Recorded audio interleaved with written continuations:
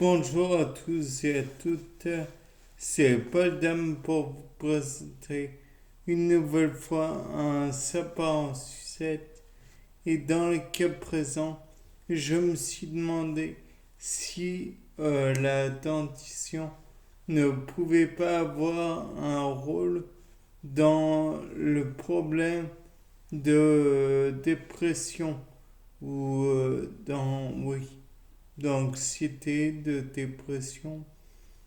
Enfin bref, dans les angoisses, dans les états mentaux qui peuvent être problématiques. Donc le fait est que la dentition produit naturellement, enfin c'est pas qu'elle produit, c'est qu'elle fragmente des aliments et qui sont imbibés de salive qui contient elle-même des enzymes pouvant dissocier certains sucres. Mais il peut y avoir aussi des micro-organismes dans la salive qui imbibent tout de même la nourriture. Et cela engendre l'idée que, eh bien, certains micro-organismes, certaines bactéries, certains virus peut-être, vont aller dans l'estomac. Certains vont être dissous par les sucs gastriques, d'autres par des LT4, LT8, LT que sais-je, des défenses immunitaires en somme, et encore d'autres vont supporter la digestion et donc vont occasionner peut-être des dégâts, peut-être pas. Tout dépendra s'ils sont résistants au sucre gastrique ou non. Et de plus, il est envisageable que la nourriture que l'on ingère contienne elle-même des produits qui peuvent être néfastes pour le cerveau. Mais bon, là n'est pas la question encore. Donc ensuite, ils vont passer dans l'intestin, partie du duodénum, avec les enzymes qui fragmentent de plus en plus, qui aident plutôt la fragmentation de plus en plus avec après une digestion faite au suc gastrique et à la fragmentation due à la mastication et puis aussi ne l'oublions pas à la contraction musculaire de l'estomac. Donc de là, on peut dire que les aliments sont un peu fragmentés, que les enzymes continuent à aider à la fragmentation. Et donc dans le duodénum, il se passe quelques absorptions d'éléments. Dans l'iléon, le jéjunum, il se passera aussi des absorptions, mais dans tous les cas de figure, je pense que certaines absorptions pourraient engendrer l'absorption aussi de la bactérie. Bon, je n'ai pas la preuve de ce que j'avance, puisque je ne sais pas si les parts de l'intestin sont assez gros pour permettre l'entrée des bactéries.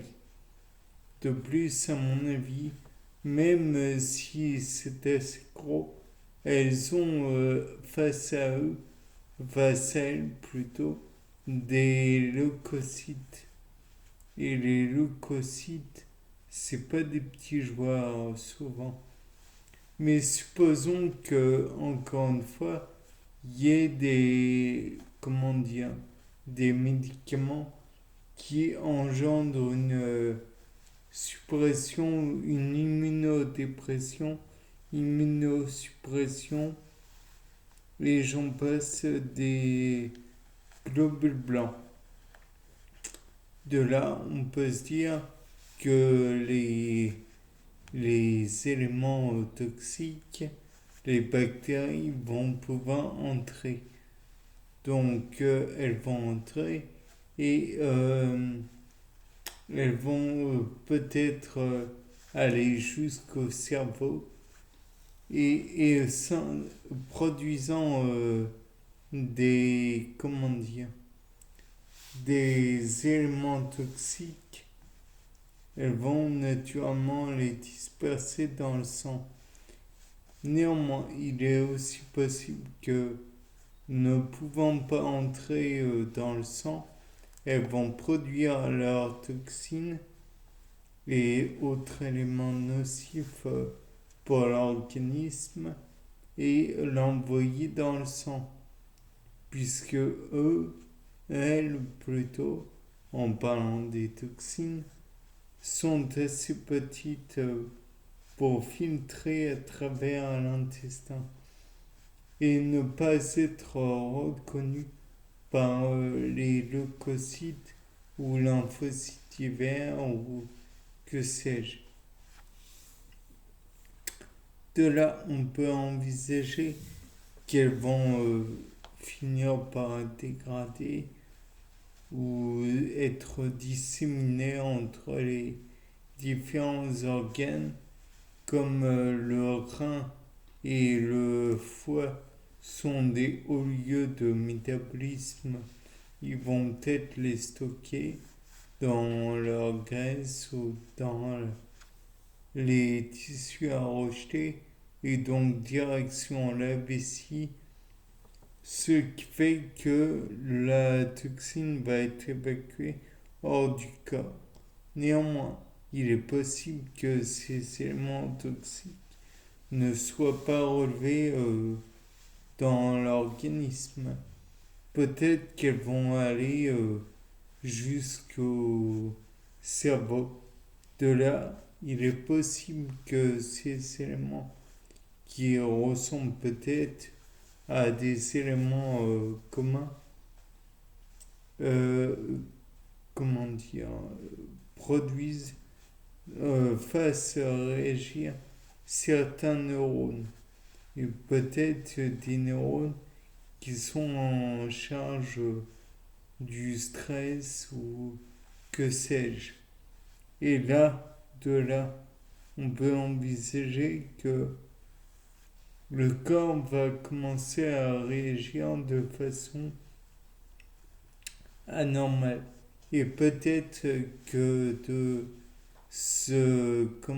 cette réaction anormale, on va pouvoir dire qu'il y a une dépression. Je rappelle que la dépression, c'est pas un petit coup de mou passager. C'est vraiment un trouble terrible. Bien. Sur ce, si vous avez besoin de consulter, allez voir un psychiatre. Ce n'est pas une plaisanterie. Et autre chose, c'était Paul Dame pour vous présenter un nouveau sapin en sucette. Au revoir.